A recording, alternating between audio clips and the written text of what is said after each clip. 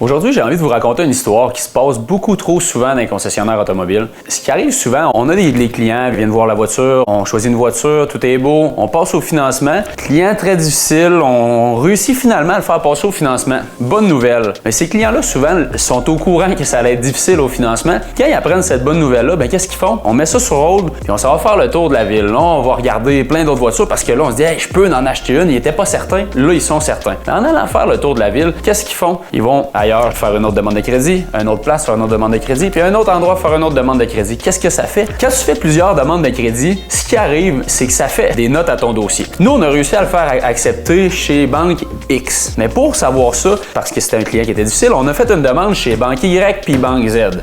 Comprenez? Là, il va ailleurs ici. Si le client il va ailleurs puis il ne présente pas qu'il a été accepté chez X, ils vont faire X, Y, Z encore. X, Y, Z et X, Y, Z chez les trois autres places qui vont être allées. Donc là, on va avoir 4 demandes qui vont être approuvées. On va en avoir plusieurs qui vont avoir été refusées. Ce que ça fait, ça, c'est que ça vient faire des tâches au dossier. Puis finalement, le client, il revient ici, il veut nous acheter une voiture, puis il passe plus parce qu'il y a trop de tâches à son dossier, puis on n'est plus capable de le faire passer avec la banque X. Ça fait que le conseil que je peux vous donner, c'est que quand vous êtes approuvé quelque part, si vous décidez que vous voulez aller voir ailleurs, on ne peut pas vous empêcher, il n'y a pas de problème. Mais au moins, quand vous allez rentrer ailleurs, dites que vous êtes approuvé chez X. Ça fait qu'ils vont envoyer tout de suite votre demande à la bonne place. Ils ne vont pas briser votre crédit en l'envoyant à plein de places.